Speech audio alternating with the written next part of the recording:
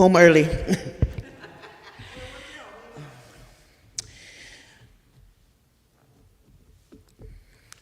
What would I ask for if I had one wish? I guess that question was right. I'll tell you a story because that's what we do. I am Oneida from the Haudenosaunee Confederacy, and the Silver Covenant chain was first made with the Dutch, and now it hasn't been recorded. This actually wasn't recorded until about 1640, between 1630 and 1640, which is called the condolence. And what happens in that condolence is that when we are met with a newcomer, when we are met with change, when we are met with that same kind of Plentycous idea of this turn that we have lost our buffalo, our hunt. We've lost our way of being. When we knew that was going to happen, we would have condolence. And that condolence was about grieving. That condolence was about reflecting. That condolence was about putting mechanisms in place to which we could return to relationship with Sogwaidiso, Creator, return to relationship with each other and in our families and our clans, return to relationship with the other. Condolence. So what that meant for a condolence ceremony, and there's basically three kinds of condolence ceremonies. There's a kind of condolence when a chief dies, and the process is going through a condolence.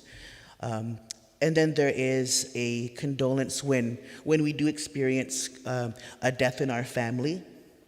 And then there's I guess we could call this a national condolence.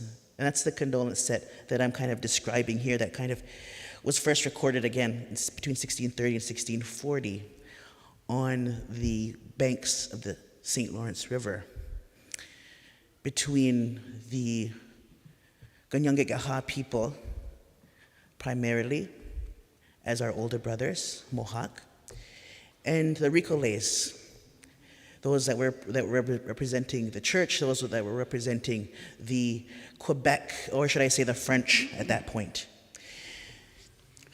The story was told first in the creation story.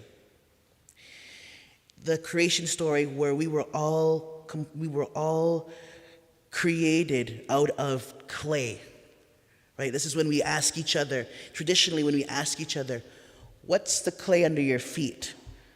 Right? What's the clay under your feet? What are you made of? What's the dirt you're made out of? Right? Because we are all made out of material, out of earthly material.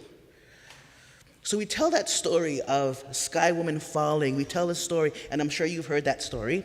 We tell that story. We tell the story of the peacemaker coming to the communities to give that message of peace. We talk about the story of Handsome Lake that would renew our ways of being. We would tell that story of kind of telling the future, I guess. So Handsome Lake was a foretelling, or actually the story of Handsome Lake was a foretelling of what would happen. So it would take us from our beginning to our hopes and dreams of the end. And the chiefs would tell this story of condolence. And within that story, they give us mechanisms coming back to the fire. Condolence, a way of grieving, a way of hoping, a way of coming back together, a way of reflecting. I just give you a brief kind of overview of that ceremony. But that's kind of where we have to be, a kind of condolence mindset. And I think we are in that condolence mindset here and there, as we have talked about different ideas of where we are in this reconciliation. And I won't call it a process, because I can't really call it a process, because we will always be reconciling. Just like our condolence ceremony, reconciliation, as you know, is a spiritual process that's never finished. We will always be reconciling. And in our data, what we're finding, though, is that there are lots of gaps. And in those gaps, we're finding that these are places where we can strengthen, right? And those in strengthening those gaps, it might mean giving a cartography, a map of where these points of reconciliation are taking place. Here at Redeemer, or wherever you might go, maybe that has to happen, a point of a sense of where it's happening. I spent most of my younger life being angry, but since in my old age now, the idea is to give more honor. To give more honor to myself, my community, my people, and people, God's people, Creator's people. Give honor to where those steps are being taken. Don't be afraid to criticize where those steps are not being taken. Speak out about them as much as you are here today. The idea of land out of the realm of real estate, out of property law, is incredible. It should make you think of creation, as it does when the turtle was here in this water, this primordial sea, where the animals had agency to talk to one another, to build up Turtle Island, so that life may take place. It should draw memories of those stories that we've heard as children, whether we're indigenous or not. You've heard those stories of creation, and it was good. That's what it calls back to. One of the things that we did talk about, the Turo Wampum, right? That kind of that goes along with the Silver Covenant chain. The Turo Wampum talks about relationship, and not necessarily rights in the way that we understand rights, but responsibility. Two rows: relationship and responsibility. That means we are responsible for the things that we say and do and act. ReconciliAction is transformative, and you have to be responsible for that. ReconciliAction. And transformation is new life from the dead. The Turo. Oh, I love the Turo. I love you talked about the strings. Now, the string says it goes on, right? Because the point of the Turo Wampum, is that it is a 3D document. You can touch it, and it's made out of quahog shells, and the shells are I have ADHD, so I love running my hands against them like this. Relationship and responsibility. You and me, I and thou. I, thou, yeah. You and me, walking together in this abundance that we know as creation. What I love about the Turo is this, though. It's not very popular in some circles, but I'm going to say it anyway.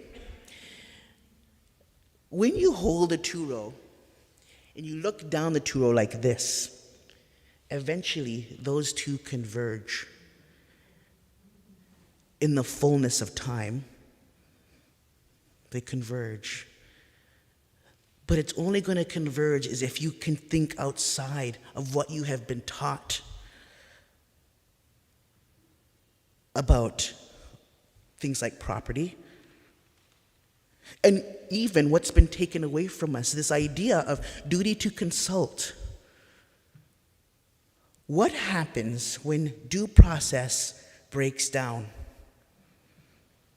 When we don't start having relationship, what happens to us as a people when that breaks down?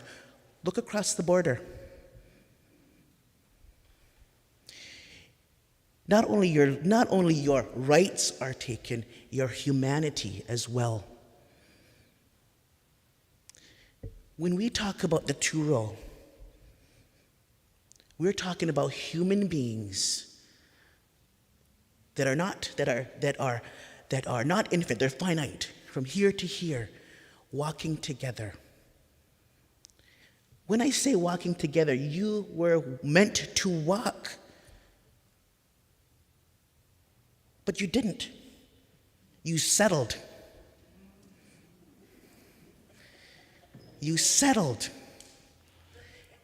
And you, as created in the image of God, created by Sangwai Tizo, out of these rare earths, were not meant to settle.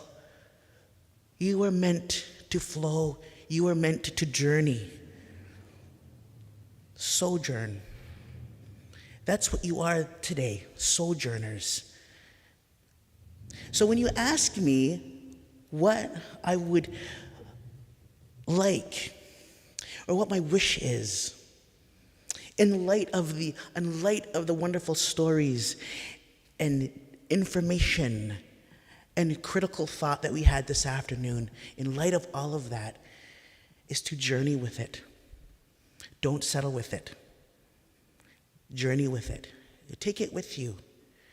Because that all of what these two gentlemen talked about this afternoon has an intersectionality. Things like duty to consult and due process. These concepts affect you. Don't settle with it. Sojourn with it. Take it with you. Teach it. Talk about it. Now that would be my wish, is that that's what we would do. But I'm going to give you honor today as well, by saying this is what you are doing. This is who you are today. Don't forget who you are today. You decided to get up this morning and learn something new, something that you can take with you on your journey. Because along the way, you're going to meet Indigenous people, you're going to meet immigrants, you're going to meet impoverished people, you are going to meet LGBTQ2 people. And they must walk with you as well. So it's a big thing. So you asked me that question. And it fills my heart to be asked. It fills my heart to even try to attempt to answer it, because my hopes and dreams are many. But I will say this, for my people, my learned professors,